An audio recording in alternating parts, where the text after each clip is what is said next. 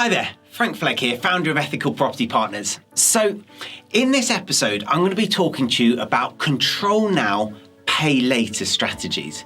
Now, a lot of people talk about sophisticated property investing and sophisticated offers and motivated vendors, etc. But actually, buying property in a sophisticated manner, which is what we do at EPP, is very, very simple. Once you are in front of a motivated vendor, and we've spoken about how to find motivated vendors, how to let them know that we exist, etc., you only have to offer two things.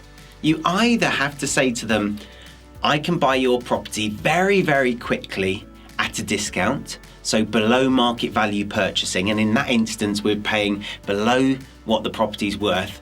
We are buying it very, very swiftly. We're giving the vendor the convenience, the flexibility, the certainty of a very rapid sale, as fast as is practically possible. We've done them as quickly as in 6 days, in fact.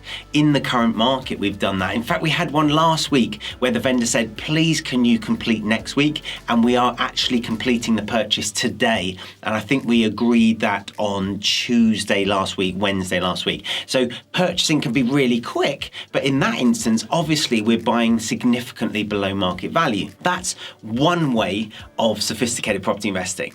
The other way is control now, pay later. Now, doesn't that sound interesting? You take control of a property, you have permanent control of the property, but you only pay for it later. And when I say control now, pay later, you may even own it now and be paying later, but you don't have to own an asset, own a property in order to make money from it. And what people often get confused about is the fact that there's BMV, and there's control now, pay later. And they're completely separate, and there's no merging in the middle, but that's not correct. Actually, it's a continuum. So we're buying one property in London at the moment, which is worth around £1.1 million. It's in Zone 2 in London. We're actually paying £600,000 for that now, and we're paying £350,000 for that at a point in the future. I think it's about 7 years in the future. And so 600 now, 350 in 7 years, but the property's worth around 1.1 million. So that's a bit of a BMV deal, but it's not nearly enough below market value for us to buy it in the next 4 or 5 weeks. But by making it a control now, pay later deal, we're able to pay closer to market value by spreading it out over the 7 years. And of course, we're able to monetize that property over the next 7 years, which helps us to pay off that lump sum later on. We're also hoping for, never relying on, but hoping for some capital growth. At the other end of the spectrum, we've got a portfolio landlord who we're buying properties from at the moment. Now, we're buying 9 properties from this gentleman. This was agreed on Thursday last week. We're buying 9 of his properties. We're paying today's value for all 9, but we're actually buying those over the next 13 years. We're taking the keys for all 9 properties now. We're managing them ourselves. We're actually generating quite significant cash flow off those properties. There's around £300 per property cash flow, not bad cash flow. We're taking control of them. We're responsible for all maintenance, all management, all legislation, all compliance on that portfolio. The landlord themselves can go overseas, can forget about the portfolio, knowing that at various points in the next 13 years, they're going to get nice sums of money. And so what we've agreed is each time a mortgage comes up for renewal or comes to its expiry date, we will actually buy the property at today's value at that point.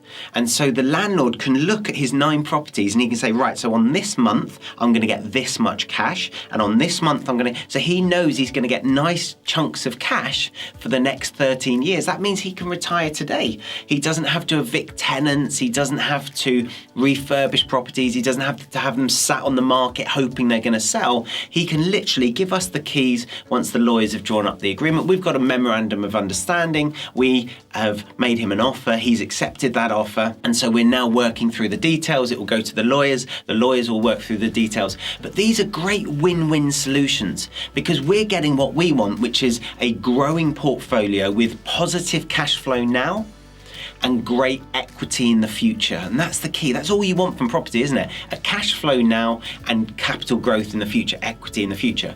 And these landlords that are selling to us are getting what they need now. They are getting the certainty of a sale. They're getting money up front now if that's what they want. Obviously, the first landlord in London, she's getting a lump of money now, £600,000. The guy that's selling us the 9 property doesn't need the money right now. And so he's happy to get top dollar for his properties over the next 13 years.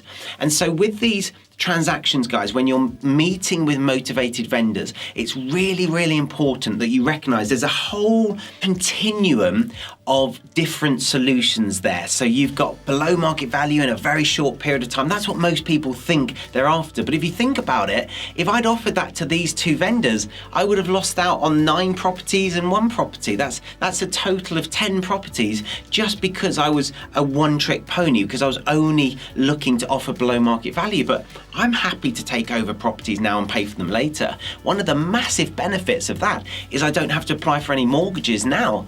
Currently, as of today, I'm purchasing 43 properties from 9 different vendors. That is a lot of mortgages if I was buying each on its own mortgage. But actually, I'm probably only using 5 or 6 mortgages right now because the rest I'm purchasing on control now, pay later strategies.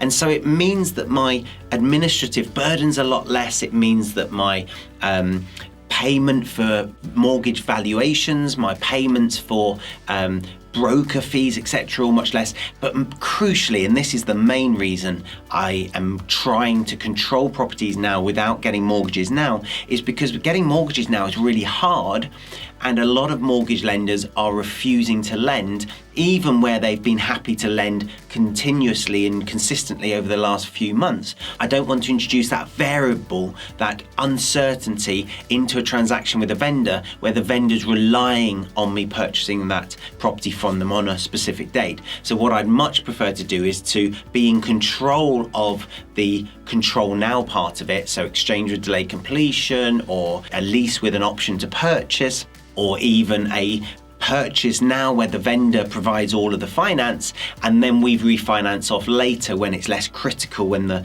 vendors got more leeway in their plans. And so my take-home message, guys, is when you are stood in front of a motivated vendor, be aware that there's a whole continuum of solutions that you should be considering. And if you're struggling with any particular problem, get in touch with us, guys. We will happily help you to structure a deal in the way that's best for you and, crucially, best for your vendor. And that way you're going to achieve a win-win, you're going to do more deals, you're going to have happy clients, and you can grow an ethical property portfolio, which is what we're all about. Guys, until we speak next, until our next episode, happy investing.